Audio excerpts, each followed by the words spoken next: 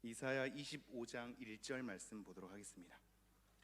이사야 25장 1절 말씀입니다. 제가 가진 성경으로는 구약 995페이지에 있습니다.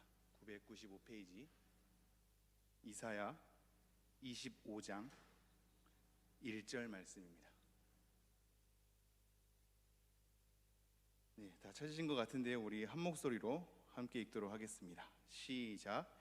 여호와여, 주는 나의 하나님이시라. 내가 주를 높이고 주의 이름을 찬송하오리니 주는 기사를 옛적에 정하신 뜻대로 성실함과 진실함으로 행하셨음이라. 아멘. 네, 제가 다시 한번 읽어드릴 텐데요. 내용을 잘 파악해 주시면 감사하겠습니다. 여호와여, 주는 나의 하나님이시라. 내가 주를 높이고 주의 이름을 찬송하오리니 주는 기사를 옛적에 정하신 뜻대로 성실함과 진실함으로 행하셨음이라. 아멘. 하나님은 여전히 우리가 느껴지지 않는다 할지라도, 눈에 보이지 않는다 할지라도, 우리의 경험 속에서 확인이 되지 않는다 할지라도 하나님은 여전히 진실함으로, 성실함으로 여전히 일하고 계십니다. 우리가 생각하는 것 너머로, 우리가 경험하는 것 너머로 하나님은 하나님 되심을 계속 나타내 주고 계시며, 우리가 부인하고 싶은 현실 가운데서도 그것을 초월하여 하나님의 뜻대로, 정하신 대로 하나님께서 일하시고 계십니다. 지금 이 순간 우리 예배 가운데서도 하나님께서 일하심을 믿습니다. 우리가 수요일에 성도의 견인이라는 교리를 성경적 구절을 통하여서 확인을 좀 했는데요. 성도의 견인에 대해서 이제 좀 많이 이해가 되시겠죠? 아니, 조금은 이해가 되시겠죠? 전혀 이해되시지 않는 건 아니시죠, 그죠? 네, 조금 이해가 될 거라고 생각합니다. 성도의 견인은 성도의 인내라고 말씀드렸습니다. 성도가 인내하는 겁니다. 어떠한 상황과 어떠한 여건 속에서 세속적 가치, 그 속에서 우리에게 놓여진 장벽 속에서도 성도가 인내하는 것을, 참고 견디는 것을, 굳세게 우리의 믿음을 지켜나가는 것을 성도의 견인으로서 말씀드렸습니다. 그러나 중요한 건 여기에 있죠. 우리가 어떻게 그러한 인내가 발휘될 수 있는가? 우리가 어떻게 우리의 믿음을 지키며 나아갈 수 있는가? 우리가 어떻게 하나님 앞에서 참고 견디는 신앙으로 나아갈 수 있는가? 그것은 우리 스스로 만들어내는 것이 아니라고 말씀드렸습니다. 우리에게 그러한 행함이 요구되고, 그러한 요구된 말씀 앞에 우리가 의지로 우리의 행함을 발휘해야겠죠. 하지만 그렇게 되는 원리는 우리 안에서 지속적으로 일하시는 하나님의 일하심 때문이라고 말씀드렸습니다. 우리를 자녀 삼으신 이가 우리를 버리지 않으시고, 놓치지 않으시고, 잃어버리지 않으시고, 감히 누군가에게 뺏기지 않으시고, 그 관계를 끊게 내버려 두지 않으시고, 끝까지 책임지셔서 완성하시는 하나님의 은혜의 사역이 우리 가운데 계속 머물고 있고, 앞으로도 계속 지속하고 있고, 하나님께서는 그렇게 완성하실 것입니다. 그런 하나님의 일하심 때문에 성도가 인내하게 되는 겁니다. 우리에게 자랑이 없지요. 우리가 어떠한 보상을 바랄 수 없지요. 우리는 분명 그렇게 행하나 그 행함은 하나님으로부터 기인하는 겁니다. 우리 안에 계신 성령님께서 지속적으로 우리 안에서 일하시고 계셔서 우리의 연약함에도 불구하고, 우리의 죄에 대한 반복성에도 불구하고, 우리의 비참함에도 불구하고, 그럼에도 불구하고 하나님 앞에 서게 만들며, 하나님을 끈질기게 붙들게 만들며, 그러한 신앙 가운데서도 때론 넘어지지만 다시 일어나서 인내하게 만드는 하나님의 사역이 바로 성도의 견인이란 교리를 통하여서 우리가 확인한 바입니다. 여전히 우리 안에 하나님이 일하시고 계신 것이죠. 하나님이 일하시기에 우리는 하나님 앞에 간간히 버티면서, 굳게 참으면서 인내하게 되는 겁니다. 이 사역은 하나님 혼자 이루어내시는 것도 아니고 우리가 스스로 이루어낼 수도 있는 것이 아니라고 말씀드렸습니다. 이것은 주도적으로 하나님의 사역인데, 하나님께서 홀로 독단적으로 행하시지 않기 때문에 하나님의 사역 가운데 우리를 초청하셔서 참여하게 하사 성도가 스스로 인내하게 하는 하나님의 놀라운 섭리 가운데 있는 겁니다. 여러분, 이것이 굉장히 중요한데요. 하나님의 뜻과 자유의지도 다 이곳에 담겨져 있습니다. 하나님의 열심과 성도의 열심이 다 여기에 담겨져 있습니다. 이것이 하나님의 열심과 성도의 열심이 신과 인간이 협력하는 협력증이 아니라 하나님의 주도적인 일하심이나 이 일하심을 이루어 나아가는 방식이 성도를 참여하게 함으로써 이루어내신 방식인 것입니다. 이게 굉장히 중요한데요. 굉장히 중요합니다. 이것 때문에 오늘 본문 말씀을 통하여서 성도의 신앙 가운데 우리가 가져야 할 세 가지 초점을 오늘 본문 말씀을 통해서 좀 정리하고자 합니다. 우리의 신앙이 어떻게 초점을 잡아야 하며 우리의 신앙의 내용이 어떻게 발휘되어야 하는가를 세 가지로 한번 초점을 맞춰야 되는데요. 첫 번째는 하나님의 하나님 되심입니다. 따라해 볼까요? 하나님의 하나님 되심. 하나님의 하나님 되심입니다. 두 번째는 나의 하나님 되심입니다. 따라해 볼까요? 나의 하나님 되심. 세 번째는요, 하나님 안에서 신자된 나입니다. 조금 길지만 따라해 볼까요? 하나님 안에서 신자된 나. 이 세 가지가 중요합니다. 하나님의 하나님 되심을 살펴보는 것은 너무나 중요하지요. 우리가 우리의 상황으로 하나님을 국한시키지 않고 성경에서 하나님 스스로가 우리에게 나타내신 바, 이걸 계시라 하거든요. 본인을 드러내시는 것, 나타내시는 것을 계시라고 합니다. 이 계시의 내용에 따라 하나님을 이해해 나아가야 하겠죠. 하나님의 그 크심과 하나님의 위대하심을, 하나님의 전능하심을, 하나님의 그 능력을, 하나님의 전지하심을 우리는 성경에서 하나님께서 나타나신 바대로 따라가야 할 것입니다. 하나님의 하나님 되심이라는 것은 하나님에 대한 모든 사역과 하나님의 존재 자체입니다.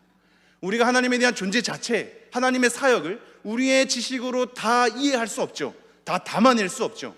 하나님의 그 크심을 다 담아낼 수 없을 겁니다. 그러기에 우리는 하나님을 다 모르게 감히 안다고 말할 수 없다라는 회의적인 반응이 아니라 하나님께서 알려주신 만큼만이라도 우리가 알아가야 한다라는 태도 속에 하나님이 우리에게 알려주신 계시의 내용을 통해 하나님을 알아가야 하는 겁니다. 하나님을 아는 지식이 가장 중요하지요. 하나님의 어떠함을 아는 겁니다. 하나님의 하나님 되심을 아는 겁니다. 하나님께서 일하시는 방식을 아는 겁니다. 하나님이 어떠한 분임을 아는 겁니다. 이것이 우리의 신앙 가운데 가장 중요한 초점입니다. 그 어떠한 것보다도 중요한 초점입니다. 그러나 우리가 한 가지 의문이 될 수 있지요. 여러 가지 하나님 되심을 얘기한다 하더라도, 하나님의 높으심을 얘기한다 하더라도, 하나님의 위대하심을 얘기한다 하더라도 우리 가운데 어느덧 그것이 공허한 메아리처럼 들릴 때가 있지 않습니까?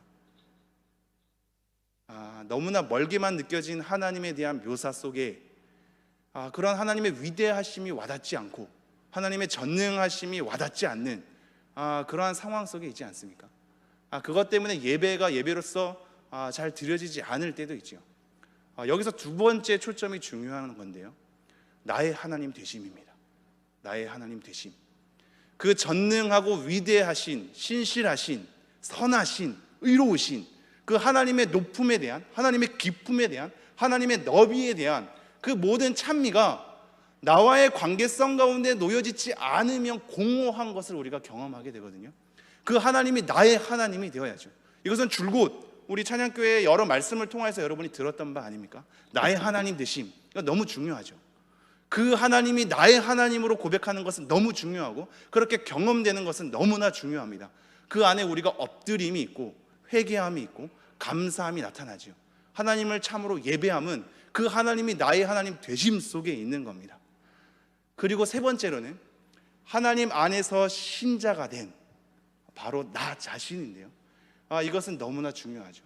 하나님에 대한 이 높으심에 대한 찬미, 그 하나님이 나의 하나님 되심, 그리고 그 하나님만으로서의 찬미가 아니라 그러한 하나님 안에서 자녀된, 신자된 나라는 존재는 어떠한가에 대한 보살핌은 너무나 중요합니다.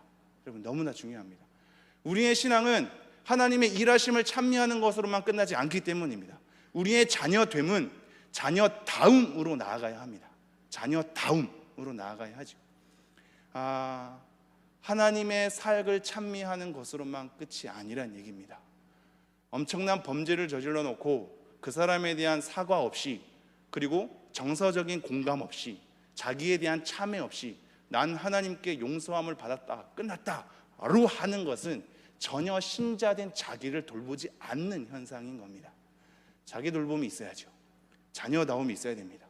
아무리 신앙생활을 오래 한다 하더라도 성품의 변화가 없고 삶의 방식에 대한 변화가 없는 사람은 하나님의 일 자체만 찬미하는 사람일 가능성이 있습니다. 하나님의 일하심이 그렇게 성실하게 일하심 가운데 펼쳐지면, 또한 나의 하나님으로 하나님께서 다가오셨다면 나는 그에 맞게 백성다움으로, 자녀다움으로 나아가야 하겠죠. 우리의 성품의 변화가 있어야 하고 우리의 삶의 방식에 대한 수정이 있어야 하는 겁니다. 너무나 중요하죠. 그리고 이것은 내 개인으로만 국한돼서는 안 됩니다. 하나님에 대한 구원 사역이 나 하나만에 대한 구원으로 끝나는 것이 아니라 확장되어야 합니다. 나의 하나님 되심으로 다가오신 하나님이 나를 신자 삼으신 것은 내 개인의 구원으로 끝나는 것이 아니라 우리의 삶의 환경으로 확장되기를 원하시는 겁니다. 내 가정, 내가 머문 교회, 내가 속한 나라로까지 확장되어야 하는 겁니다. 개인적 구원이 아니라 우리 이 구원을 통하여서 전체적으로 일하시는 모든 영역 가운데 하나님의 다스리심이 있는 것을 우리가 고백함으로 그 모든 영역 속에서 하나님 앞에 서야 하는 우리의 성실이 필요한 것이지요. 그래서 우리의 교회에 대한 현상을 바라보며 이 사회에 대한 부조리를 바라보며 하나님의 소리를 우리가 외쳐야 하는 것입니다. 그것이 나와 상관없는 것이 아니죠. 오늘이 무슨 날인지 혹시 아십니까? 뭐 금요일 막 이런 거 오늘이 무슨 날일까요? 저도 몰랐습니다. 달력을 봤는데요, 소방의 날입니다. 소방의 날. 제가 차 타고 오고 가는 길 속에 라디오를 많이 듣거든요. 이제 노래 프로그램도 좀 듣기도 하고, 그리고 진행하는 걸 여러 가지 또 듣기도 하는데, 소방 공무원에 대해서 여러 가지 이렇게 이야기를 나누는 것이 있더라고요. 그거를 보면서 제가 이렇게 들으면서 문득 생각난 것이 있습니다. 소방 이 공무원들이 어찌 보면 우리의 부주의, 우리의 태만, 아니면 고의적인 범죄를, 이 표현이 조금 경솔할 수 있겠지만 이렇게 좀 세게 말하겠습니다, 뒤치다꺼리하는 역할이 아닌가 싶습니다. 그러니까 그분의 인생들이 너무 제 스스로가 좀 죄송한 거죠. 인간이 부주의하지 않으면, 인간이 태만하지 않으면, 인간이 범죄를 저지르지 않으면 그분들의 일들이 위험 속에 놓이지 않을 수 있잖아요. 그들의 일함이 위험 속에 놓인 이유는 우리의 부주의함 때문이 아닙니까? 우리의 태만 때문이 아닌가요? 우리의 범죄 때문이 아닙니까? 경찰도 그렇죠. 그분들의 인생과 그분들의 일은 인간의 이 나태와 부주의함, 이 범죄함 때문에 자꾸 그 일을 담당하는 것이거든요. 저는 이 부분이 이 큰 틀에서 굉장히 성경적인 가치라고 생각합니다. 그리고 예방하는 거지요. 우리의 부주의와 태만과 범죄를 예방하는 것. 우리는 이러한 영역까지도 다 가야지요. 교회 안에서만 하나님이 다스리는 영역이 아니라 전 세계 모든 사회 전반의 모든 영역이 하나님의 다스리심 가운데 있는 겁니다. 그러므로 여러분이 누리는 사생활, 여러분이 누리는 그 일, 직업 자체가 하나님의 영역 가운데 있는 것이고, 그것은 하나님에 대한 영광을 찬미하는 직업 가운데 있는 것이며 생활 가운데 있는 것입니다.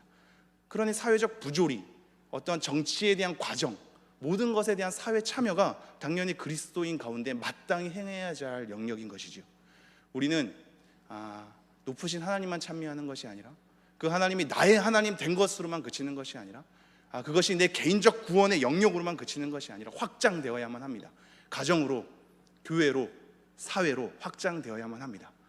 그러나 이제 이 긍정적인 이야기를 뒤로 하고요, 좀 다른 면들을 보지요.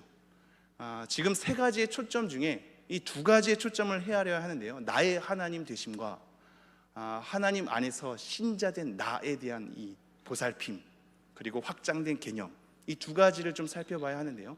긍정적으로는 이러한 확장이 우리에게 필요하지만 이것으로만 머문다면 오게 되는 문제가 있습니다. 먼저 세 번째 추점부터 살펴본다면 내 개인 신자됨에 대해서 살펴보고, 내 가정에 대해서 살펴보고, 내 교회에 대해서 살펴보고, 내 이 사회 부조리, 이 사회 영역에 대해서 살펴본다면 이러한 현실에 우리가 오히려 삼켜질 수 있습니다. 하나님 안에서 신자된 나에 대한 보살핌, 내가 머문 영역에 대한 돌봄 쪽으로만 머문다면 내가 지닌 이 현장의 현실 속에 내가 삼켜지는 겁니다. 여러분이 신자된 사람으로서 신자다움을 한번 돌아보십시오. 수많은 이 실수와 죄와 탐욕과 시기, 질투, 분노 속에 있지 않습니까? 우리에게 자녀다움이란 많이 있는가요? 우리에게 성실함이란 있을까요? 우리 가정은 어떨까요? 우리 교회는 어떨까요? 이 사회는 어떨까요? 여전히 변하지 않는 상황, 여전히 변하지 않는 현실, 그 속에서 서로 깨어짐, 분열, 다툼, 서로 뒤에서 모략하는 것, 여전히 불평등하고 여전히 편견 속에 서로 치고받고 하는 싸움, 이것이 변하던가요?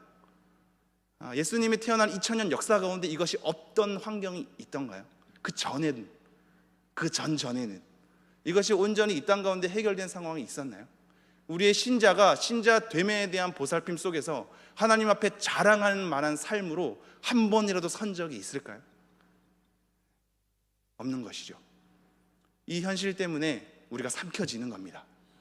하나님, 왜 우리의 현실을 바꿔주시지 않습니까? 하나님, 왜 이 상황을 바꿔주시지 않습니까? 하나님, 왜 이렇게 내버려 두십니까? 하나님, 이렇게 수많은 죄악이 팽배함에도 불구하고 왜 하나님은 아무 소리를 내지 않습니까? 하나님, 왜 움직이지 않습니까?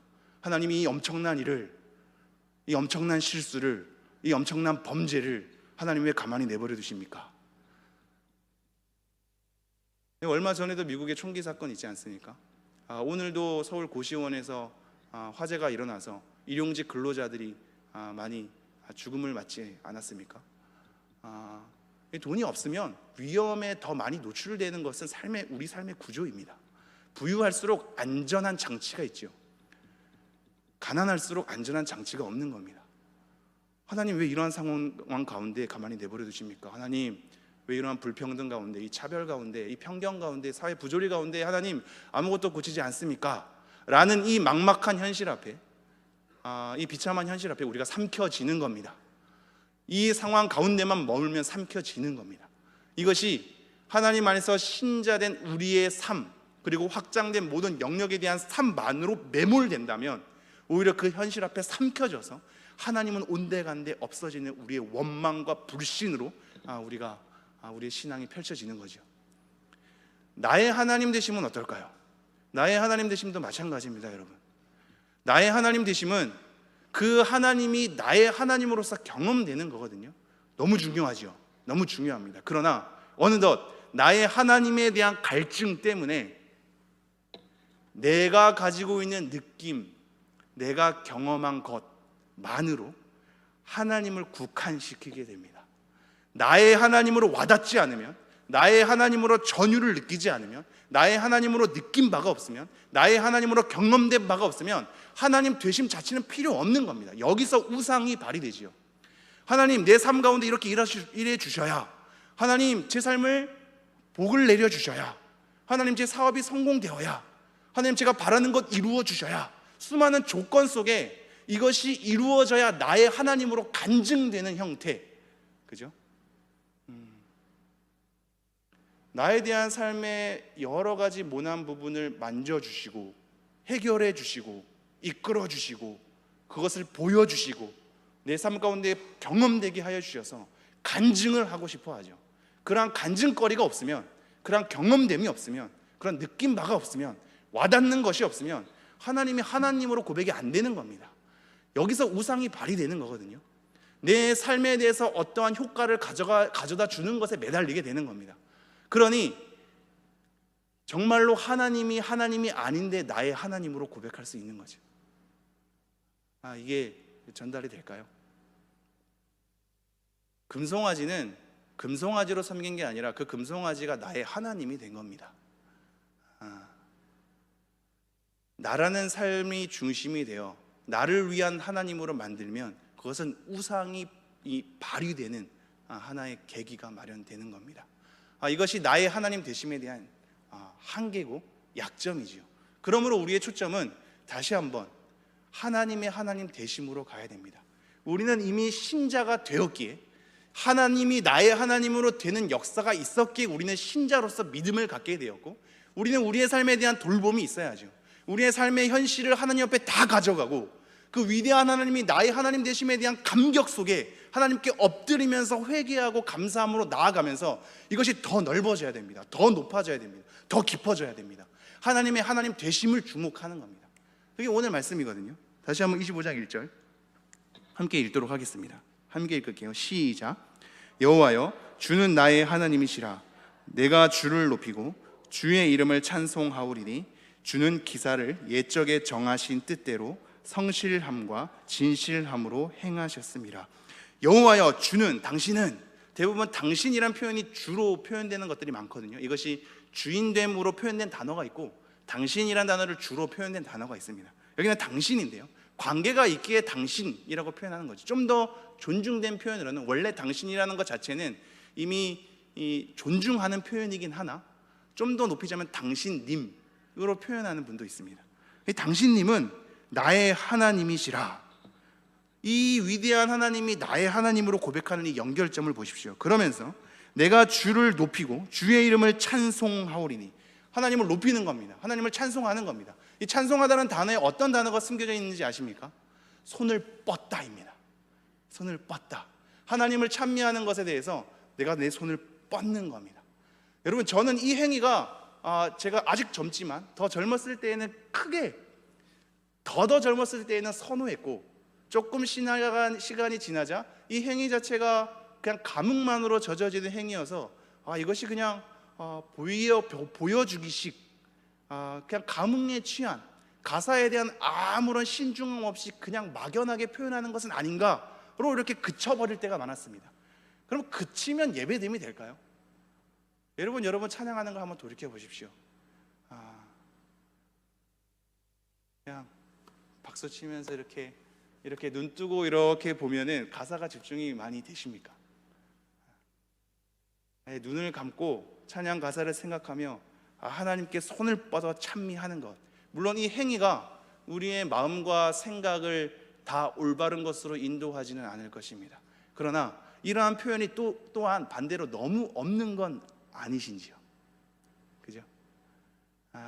이러한 행위가 우리의 마음을 집중할 수 있다면, 이러한 표현이 하나님 되심을 좀 더 표현하는 행위가 될 수 있다면 우리는 마땅히 이러한 것도 취해야겠지요.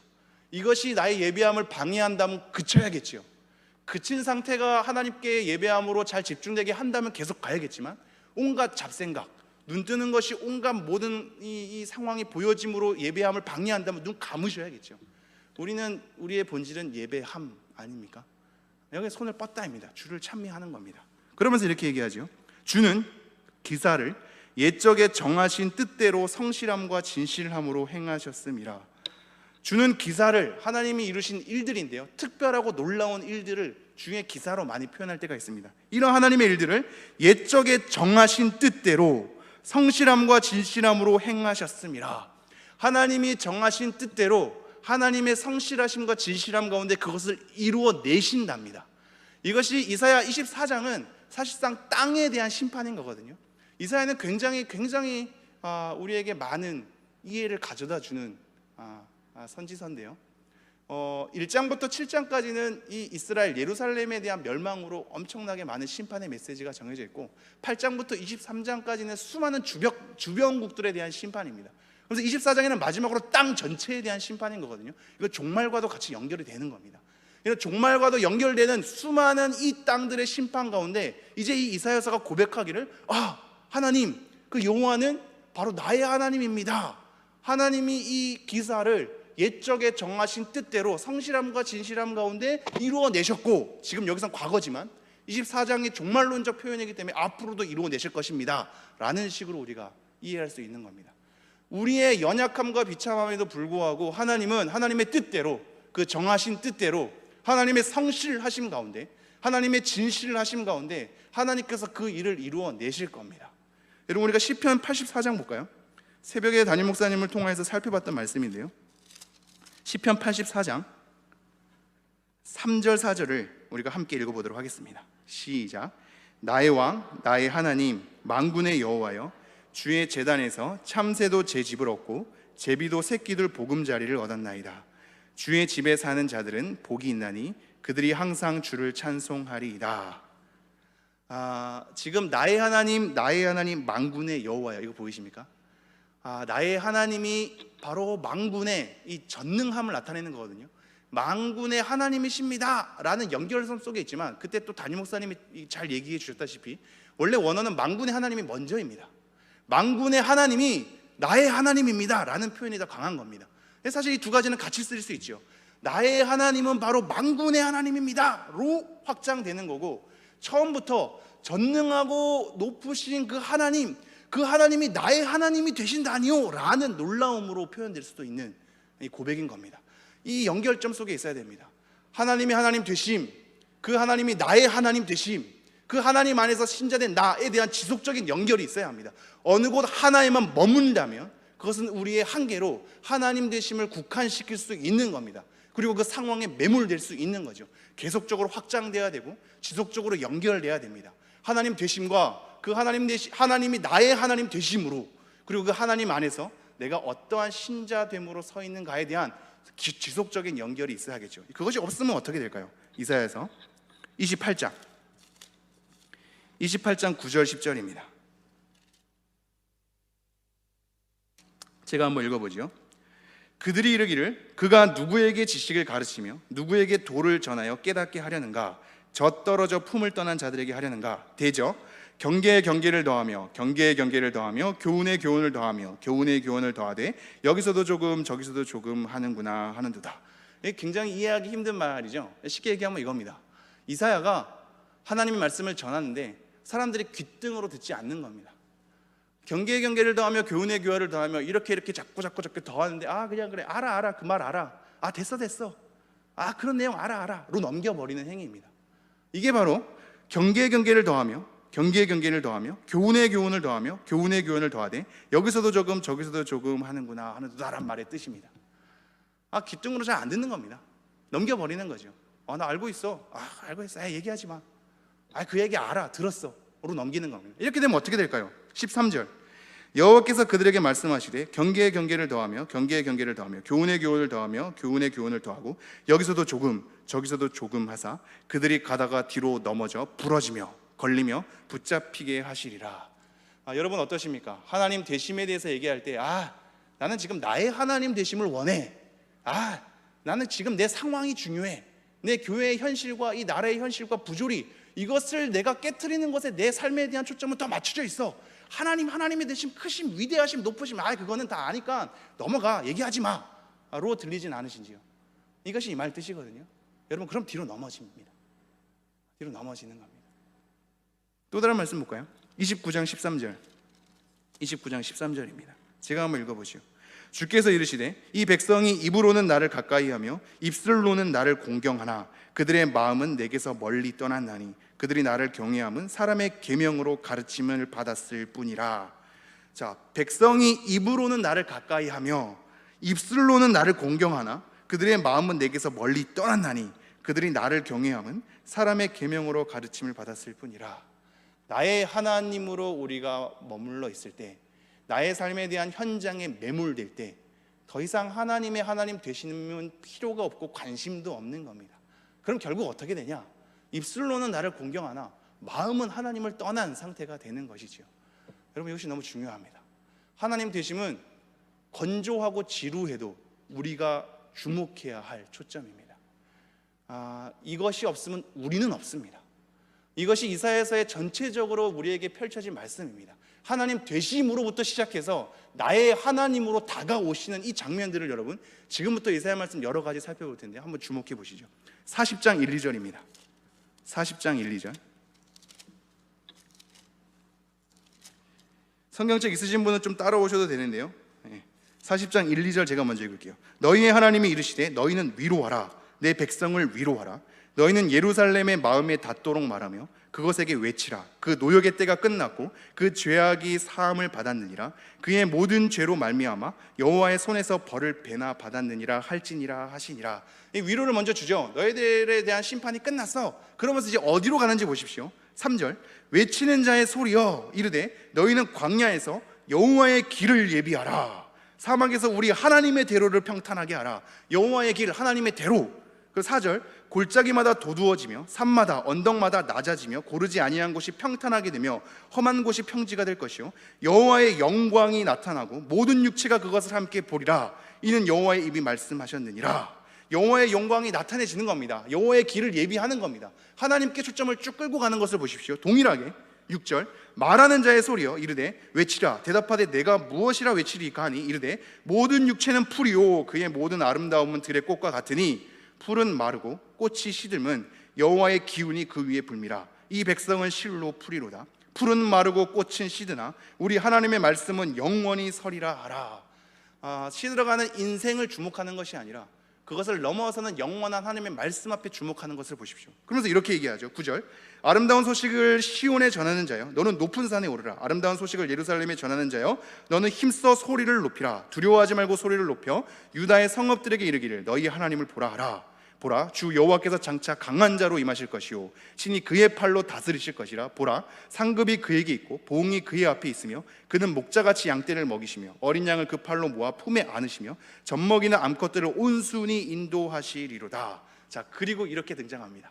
조금 빠르지만 잘 따라와 주시겠습니까? 12절 누가 손바닥으로 바닷물을 헤아렸으며 뼘으로 하늘을 쟀으며 땅의 티끌을 되에 담아 보았으며 접시 저울로 산들을 막대 저울로 언덕들을 달아보았느냐. 누가 여호와의 영을 지도하였으며 그의 모사가 되어 그를 가르쳤으랴. 그가 누구와 더불어 의논하셨으며 누가 그를 교훈하셨으며 그에게 정의의 길로 가르쳤으며 지식을 가르쳤으며 통달의 도를 보여주었느냐. 보라 그에게는 열방이 통의 한 방울 물과 같고 저울의 작은 티끌 같으며 섬들은 떠오르는 먼지 같으리니 레바논은 땔감에도 부족하겠고 그 짐승들은 번제에도 부족할 것이라.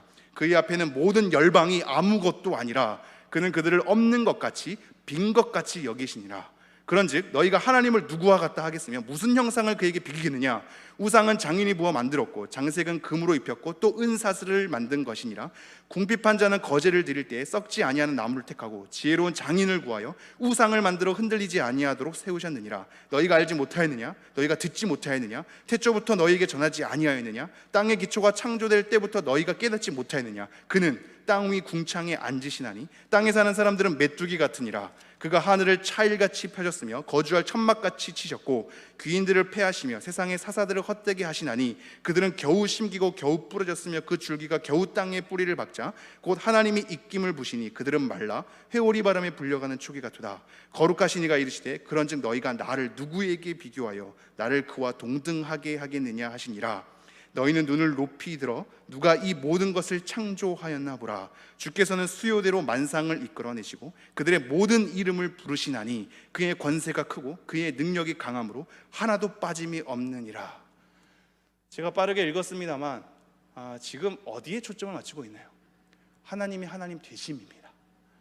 누가 이러한 모든 것들을 이끌어내셨으며 누가 만드셨느냐. 누가 감히 하나님과 견줄 수 있느냐.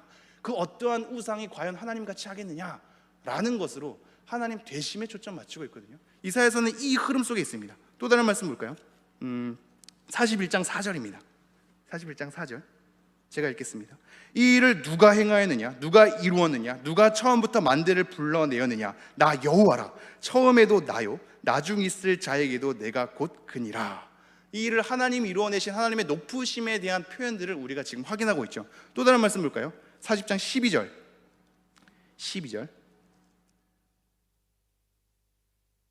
41장 8절입니다 8절 제가 8절부터 10절까지 한번 읽어볼게요. 그러나 나의 종 너 이스라엘아 내가 택한 야곱아 나의 벗 아브라함의 자손아 내가 땅끝에서부터 너를 붙들며 땅 모퉁이에서부터 너를 부르고 내게 이르기를 너는 나의 종이라. 내가 너를 택하고 싫어하여 버리지 아니하였다 하였느라. 지금 이게 어떠한 흐름 속에서 나오는지 눈에 들어오시죠? 하나님 되심에서 이제 우리를 종으로 부르시는 나의 하나님으로서 우리가 경험되게끔 하나님께서 나타내시는 겁니다. 다시 한번요. 9절, 내가 땅 끝에서부터 너를 붙들며 땅 모퉁이에서부터 너를 부르고 내게 이르기를 너는 나의 종이라. 내가 너를 택하고 싫어하여 버리지 아니하였다 하였노라. 10절, 두려워하지 말라. 내가 너와 함께함이라. 놀라지 말라. 나는 네 하나님이 됨이라. 내가 너를 굳세게 하리라. 참으로 너를 도와주리라. 참으로 나의 의로운 오른손으로 너를 붙들리라. 우리는 이 말씀 너무 좋아하잖아요. 내가 너를 붙들어 주리라. 굳세게 하리라. 두려워하지 말라. 나는 너의 하나님이 됨이라. 이것을 나의 하나님 되심으로만 위로를 받거든요. 나의 하나님 되심으로만, 하나님이 나를 굳세게 해주신대, 두려워하지 말아야지, 하나님이 나의 하나님으로 계신데 로만 우리는 자꾸 확인하려고 합니다. 그러나 이사야의 흐름은 전혀 그렇지 않습니다. 그냥 나의 하나님 되심으로만 오는 것이 아니라 하나님 되심에서부터 출발하는 겁니다. 그 높고 깊고 넓으신 하나님 되심에 대한 찬미 속에서 그러한 하나님이 나의 하나님 됨으로 오는 겁니다. 아까 시편에서도 확인하지 않았습니까? 만군의 하나님, 그 하나님이 나의 하나님이 되시다니요 라는 것으로 가는 겁니다. 나의 하나님 되심이 나라는 삶에 대한 도움으로, 나라는 삶에 대한 위로로, 나에 대한 문제 해결로만 하나님 되심이 표현되는 것이 아니라 하나님 되심 가운데 그 하나님이 나의 하나님으로 다가오는 겁니다. 너무나 중요한 맥락이거든요. 41장 28절 29절 제가 읽죠. 내가 본즉 한 사람도 없으며 내가 물어도 그들 가운데 한 말도 대답할 좋은 자가 없도다. 보라, 그들은 다 헛되며 그들의 행사는 허무하며 그들이 부어 만든 우상들은 바람이요 공허한 것뿐이라. 나의 하나님으로 될 때 우상이 작동된다 그러죠. 그 우상은 다 허무한 거야 라는 것으로 하나님의 높으심으로 다시 한번 가죠. 그러면서 43장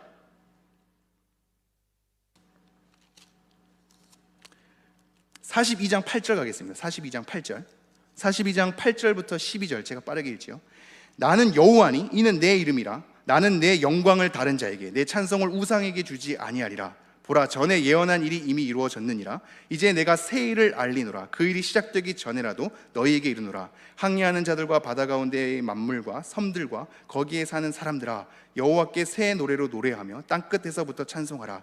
광야와 거기에 있는 성읍들과 게달 사람이 사는 마을들은 소리를 높이라. 셀라의 주민들은 노래하며 산꼭대기에서 즐거이 부르라. 여호와께 영광을 돌리며 섬들 중에서 그의 찬송을 전할지어다. 나는 여호와니 내 영광을 다른 이에게 주지 않으시는 하나님의 되심으로부터 우리를 찬미하게 하는 관계 가운데 자꾸 부르시는 겁니다. 43장 1절부터 7절 제가 또 빠르게 읽지요. 야곱아, 너를 창조하신 여호와께서 지금 말씀하시니라. 이스라엘아, 너를 지으시니가 말씀하시느니라. 너는 두려워하지 말라. 내가 너를 구속하였고 내가 너를 지명하여 불렀나니 너는 내 것이라. 내가 물 가운데로 지날 때에 내가 너와 함께 할 것이라. 강을 건널 때에 물이 너를 침몰하지 못할 것이며 내가 불 가운데로 지날 때에 타지도 아니할 것이요 불꽃이 너를 사르지도 못하리니 대저 나는 여호와 내 하나님이요 이스라엘의 거룩한 이요 내 구원자임이라. 내가 애굽을 너희 속량물로 구스와 스바를 너를 대신하여 주었노라. 내가 내 눈에 보배롭고 존귀하며 내가 너를 사랑하였은즉 내가 내 대신 사람들을 내어주며 백성들이 내 생명을 대신하리니 두려워하지 말라. 내가 너와 함께하여 내 자손을 동쪽에서부터 오게 하며 서쪽에서부터 너를 모을 것이며 내가 북쪽에게 이르기를 내놓으라. 남쪽에게 이르기를 가두어 두지 말라. 내 아들들을 먼 곳에서 이끌며 내 딸들을 땅끝에서 오게 하며 내 이름으로 불려지는 모든 자 곧 내가 내 영광을 위하여 창조한 자를 오게 하라. 그를 내가 지었고 그를 내가 만들었느니라. 똑같은 패턴입니다. 하나님의 하나님 되심 가운데 흐르다가 내가 너를 구속하여 지명하여 불렀다. 너는 내 것이다 라는 것으로 찬미하는 관계로 우리를 부르시거든요. 하나님 되심 속에 그 하나님의 크심이 우리의 관계 속으로 오는 겁니다. 그래서 나의 하나님이 되는 거죠.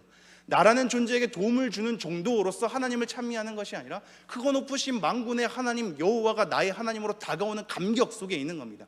그러니까 찬미함으로 가는 거죠. 내 삶에서 어떠한 도움을 주셨습니까가 아니라 만군의 하나님이 나에게 다가오시다니요로 찬미로 가는 겁니다. 43장 21절은 이렇게 얘기하죠.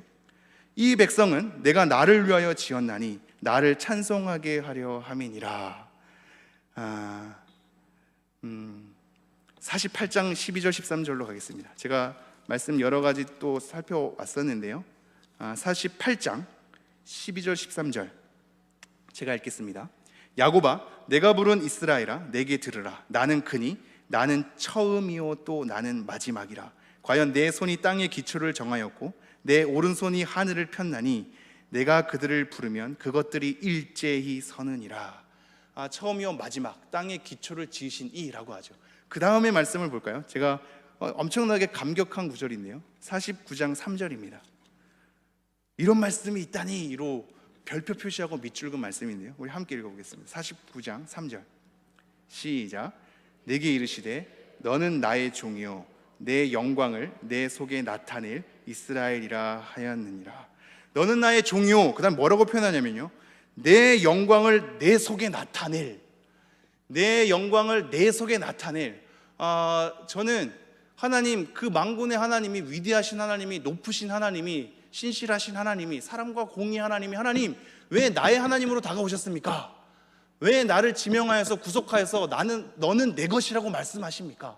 하나님 왜 나를 구원하여서 하나님 백성 되게 하셨습니까? 하나님 왜 나를 하나님의 자녀 삼으셨습니까? 내 삶에 대한 여러 가지 유익과 실용적인 측면이 아니라, 삶에 대한 변화가 아니라 그것보다 높은 하나님의 뜻과 계획하심이 있는데 하나님 왜 나를 부르신 겁니까? 라는 수많은 의문 가운데 하나님께서 커다랗게 툭 하고 던져주는 것은 너 속에서 나의 영광을 나타내겠다라는 거죠. 우리의 인생 가운데 담겨질 것은 하나님을 믿고 잘 되는 나가 아니라 내 속에 담겨진 하나님의 영광입니다. 내 속에 담겨진 하나님의 영광. 그래서 이렇게 가는 겁니다. 49장 15절 16절 제가 마지막으로 읽어보죠. 49장 15절 16절 함께 읽겠습니다. 시작. 여인이 어찌 그 전 먹는 자식을 잊겠으며 자기 태에서 난 아들을 긍휼히 여기지 않겠느냐. 그들은 혹시 잊을지라도 나는 너를 잊지 아니할 것이라. 내가 너를 내 손바닥에 새겼고 너의 성벽이 항상 내 앞에 있나니. 잊지 않겠다라는 것에 대한 자기 결단과 자기 행위로 너를 내 손바닥에 새겼답니다. 너를 내 손바닥에 새겼다. 너를 내 손바닥에 새겨서 내 영광을 내 속에서 나타나게 하겠다. 너를 지은 거는 나를 찬미하게 하려 합니다 라는 것으로 우리를 계속 끌고 가시는 겁니다. 우리의 삶에 대한 만족도쯤이 아니라 하나님 내 삶에 어떠한 것을 이루어내셨습니까? 쯤이 아니라 하나님 믿고 나서 내가 뭐가 잘 됐는지요? 따위가 아니라 하나님 되심으로 출발하고 있습니다. 그리고 그러한 하나님이 하나님 손바닥에 나를 새긴 것은 내 안에 하나님의 영광을 나타내려 하는 것입니다. 하나님을 찬미하는 관계 속에 있게 하시는 거죠. 그것이 우리가 실패가 되었든 성공이 되었든 상관없는 겁니다. 우리의 실패가 하나님의 실패를 가져오는 것이 아닌 겁니다. 이사야의 그 흐름 자체가 그것에 중심이 있습니다. 남유다가 나중에 바벨론으로 끌고 갔을 때 하나님의 택한 백성이 왜 망할 수 있습니까?로 실족했거든요. 하나님이 우리의 하나님이 되신다면, 그 높으신 하나님이 나의 하나님이라면 우리는 결국은 이 바벨론 앞에서 승리하여야 되지 않겠습니까? 라는 수많은 울부짖음이 있었습니다. 하나님 우리가 실패하다니요, 가당하지 않습니다. 결국은 승리하겠죠. 하나님 결국은 일으켜 주시겠죠. 하나님 결국은 회복하시겠죠. 하나님 결국은 완성해 주시겠죠. 이 수많은 위로의 말씀이 거짓 선지자를 만들었습니다. 예레미야를 보십시오. 유다의 멸망을 호소하지 않습니까? 포로로 잡혀가는 것이 하나님의 뜻이라고 얘기하지 않습니까? 매국노거든요. 매국노. 그것 가운데 거짓 선지자들이 뭐라 그랬나요? 하나님은 그럴 하나님이 아니다. 우리를 보호하시고 우리를 지키시며 우리를 완성하실 하나님이시다. 하나님 우리를 위로하실 것이다. 하나님을 실패하는 가운데 내버려두지 않을 것이다. 하나님의 결국은 이기게 하실 것이다 라는 수많은 위로의 말, 긍정의 말, 회복의 말을 통하여서 백성들을 다독였거든요. 예레미야는 그렇지 않았죠. 우리는 실패할 것이다 였습니다. 이것이 우리에게 던져지는 핵심이 무엇입니까? 우리는 실패할 수 있는 겁니다. 여러분, 우리는 실패할 수 있는 겁니다. 우리의 실패가 하나님의 실패를 가져다 주지 않습니다. 여러분의 삶의 성공이 하나님에 대한 영광의 찬미로만 이어지지 않는 겁니다. 우리는 성공할 수도 있고 실패할 수도 있습니다. 하나님은 밤과 낮을 지었죠. 행복과 환란을 창조하신 이이십니다. 우리 가운데 환란이 있을 수 있죠. 우리 가운데 삶의 행복이 있을 수 있습니다. 삶의 행복에 머무는 동안 고난이 다가올 때 하나님을 부인하거나 하나님의 부재 때문에 원망하지 마십시오. 여전히 그 실패 가운데도 그 실패가 하나님의 뜻일 수 있는 겁니다. 하나님의 영광을 나타내는 것은 우리의 삶의 모든 자리 속에서 우리에 대한 삶의 성공으로도 나타내질 수 있고 우리의 삶의 실패 속으로도 나타내질 수 있는 겁니다. 우리의 삶의 자리로만 여러분의 삶이 매몰되지 않았으면 좋겠습니다. 여러분의 삶의 자리로만 크신 하나님을 확인하려는 습성이 수정되었으면 좋겠습니다. 내 삶에 어떠한 것을 이루었는지, 내가 무엇이 잘 펼쳐졌는지, 내가 어떠한 업적을 이루었는지에 따라 하나님의 크심이 정하는 것은 하나님이 나의 삶에 따라 정해지는, 하나님의 크기가 나의 삶에 따라 크기가 정해지는 굉장히 위험한 신앙 중에 하나인 것입니다. 하나님의 크심 가운데 여러분의 삶을 더 높이십시오. 하나님의 하나님 되심으로 출발하셔야 합니다. 여러분의 삶의 자리가 건조한다 할지라도, 여러분의 삶의 자리가 실패 가운데 계속 머문다 할지라도, 결국은 우리의 삶의 끝자락이 누구도 부러워하지 않는 삶의 자리라 할지라도 하나님은 하나님 되시는 겁니다. 하나님은 여전히 오르신 겁니다. 우리의 실패에도 오르시고 우리의 실패에도 여전히 선하신 분이십니다. 그걸 인정하는 신앙으로부터 출발해야 할 것입니다. 여러분, 오늘도 우리의 하나님을 주목할까요? 여러분의 하나님으로, 여러분의 삶의 자리로 출발하는 것이 아니라 하나님의 하나님 되심으로 출발했으면 좋겠습니다. 그 크신 하나님이, 그 위대하신 하나님이, 그 높으신 하나님이, 그 전능하신 하나님이, 선하신 하나님이, 의로우신 하나님이 여전히 의롭게 느껴지지 않는 우리의 삶의 자리를 할지라도, 여전히 선하게 느껴지지 않는 삶의 현실이라 할지라도, 여전히 우리가 문제 덩어리 가운데 문제 해결이 안 되는 자리라 할지라도, 여전히 우리의 삶을 막막한 현실 가운데 우리를 삼킨다 할지라도 하나님의 하나님 되심을 선언하십시오. 하나님은 여전히 오르심을, 하나님은 여전히 선하심을, 하나님은 하나님 되심 가운데 여전히 그 일을 완성해 내심을 우리 가운데 진실함으로, 우리의 밑바닥부터 우리의 삶의 전체 전반의 자리까지 하나님의 하나님 되심이 높이 칭송되기를 간절히 소망합니다. 기도하겠습니다.